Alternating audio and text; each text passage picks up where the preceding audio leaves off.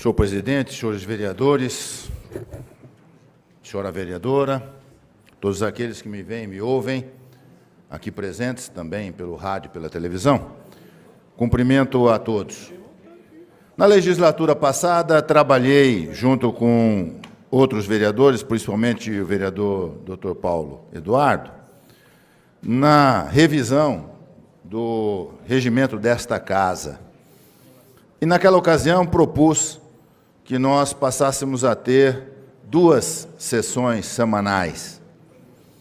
Até porque a cidade cresceu, os assuntos são grandes, não dá para esperar uma semana para tratar desses assuntos aqui, além do que tem muito assunto para ser tratado. Não consegui, na ocasião que isto fosse aprovado pelos demais pares, permanecemos com uma sessão, e nesta sessão eu vim preparado para tratar de um assunto, mas ao ouvir a manifestação de outros colegas vereadores, isso nos provoca a também falar sobre o que eles falaram. Eu gostaria de falar sobre o que foi falado aqui a respeito do barulho no Sandódromo, gostaria de falar aqui a respeito também do que foi falado tanto pelo vereador Raul como pelo vereador Arildo sobre a situação da legislação que no momento trava a cidade, falar sobre a dengue, que o vereador Francisco Carlos de Góes também falou. Tenho posições sobre tudo isso, mas, infelizmente, não tenho tempo, porque eu vim aqui preparado para tratar de um assunto e eu vou tratar desse assunto, e depois, posteriormente, se os nobres vereadores quiserem saber alguma posição minha a respeito dos assuntos que eles trataram, eu estarei à disposição. Eu vou, para poder introduzir o assunto que eu quero falar, pedir a colaboração da TV Câmara para que coloque no ar um pequeno vídeo a respeito de uma questão ligada à educação. Nosso primeiro destino é Cocal dos Alves, no Piauí, uma pequena cidade de economia rural, um dos estados mais pobres do Brasil. Lá, a escola Augustinho Brandão já acumula dezenas de medalhas em Olimpíadas de Matemática e Química e prêmios nacionais de astronáutica, astronomia e física. No Enem, está acima da média nacional. Em 2010, a escola aprovou todos os alunos que fizeram vestibular, todos. Se o pessoal se conscientizasse mesmo, de verdade, que a educação pode transformar, acho que iria acontecer uma grande diferenciação, que foi o que aconteceu nesse colégio. Foi conscientizar tanto alunos e professores. É porque eu ouvi a vida toda que a educação pública é uma educação de péssima qualidade. Eu cresci ouvindo isso. E eu faço de tudo para mudar essa realidade. Porque eu acredito na escola pública. Não é possível que não dê certo. Num país tão lindo, tão cheio de diversidades culturais, tão rico, não tem porquê a educação não dar certo.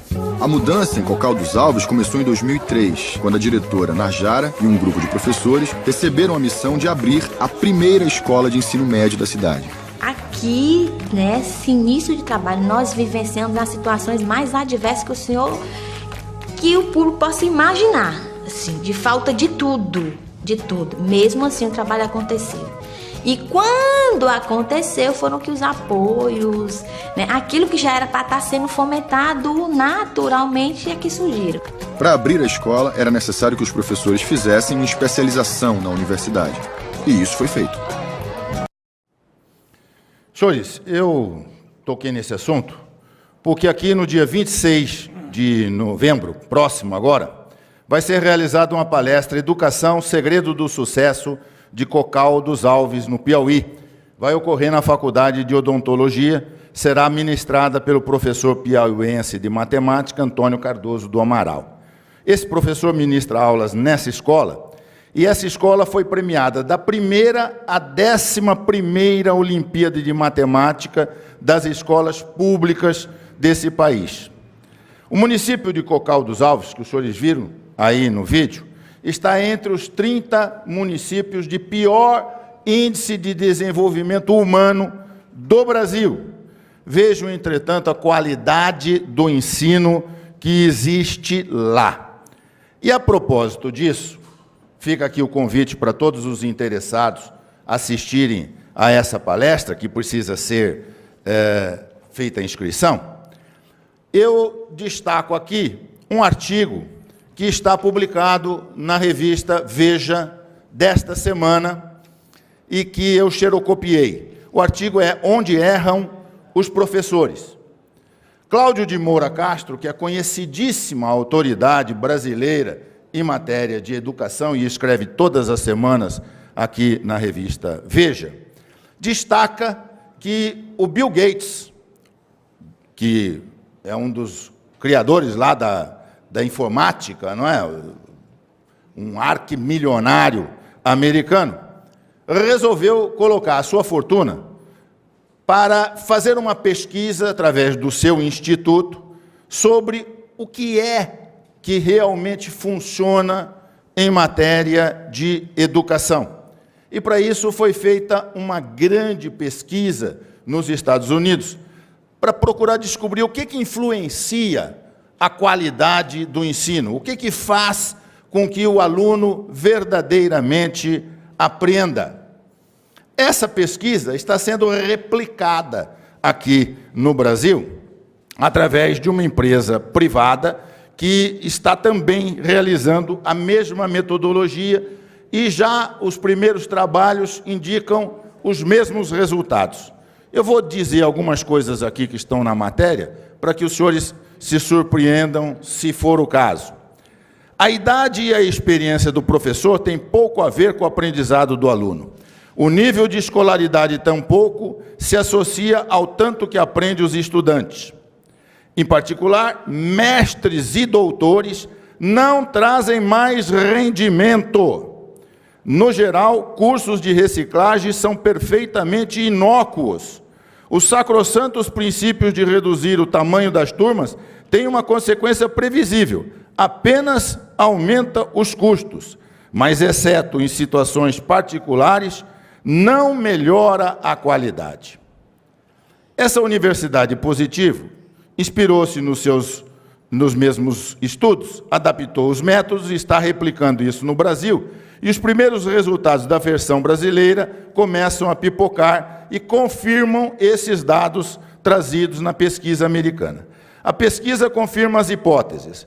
Professores mais bem avaliados, seja pelos seus alunos, seja pelos observadores, têm turmas com melhor desempenho. Do ponto de vista estatístico, são associações particularmente robustas. Segundo a pesquisa, não interessa a quantidade de diplomas que o professor tem, não interessa os livros que o professor já leu, do fulano, do Betrano, do Piaget, do Vygotsky, há quanto tempo ele dá aulas em cursinhos completos. O que conta é se aprendeu e se usa nas suas aulas as técnicas eficazes. Por exemplo, passar deveres para casa inteligentes, corrigi-los e depois dar o feedback aos alunos, ou então explicar, insistir, repetir, até que o aluno aprenda. A pesquisa apresenta um cenário otimista. Que desastre se fosse necessário um doutorado para ser bom professor, ou que houvesse idade certa e errada, ou que fosse necessário entender de psicologia sócio-histórica. Que alívio! Basta aprender a dar aula, todos podem melhorar. Onde eu quero chegar? É simples. Quando nós fizemos o PCCS aqui, eu falei aqui nessa casa. O PCCS aqui aumenta o pagamento de todas aquelas pessoas que fazem cursos, na expectativa de imaginar que essas pessoas vão melhorar a qualidade dos seus serviços. Aqui está o resultado. Não vão. Não necessariamente. Pode até ocorrer um caso ou outro, mas não necessariamente.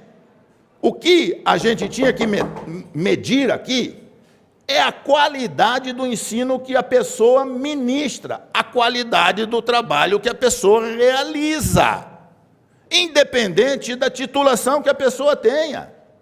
É verificar se os alunos que estão recebendo aula desses professores estão, de fato, aprendendo e se qualificando, como acontece lá em Cocal dos Pinhais, lá no Cocal dos Alves, no Piauí, em que os alunos vencem sistematicamente por 11 vezes a Olimpíada Nacional de Matemática. O professor lá sabe ensinar matemática, não precisa ter essa qualificação, sabe ensinar. É isso que é fundamental. Isso tem um nome, chama-se meritocracia. É isso que nós tínhamos que implantar aqui.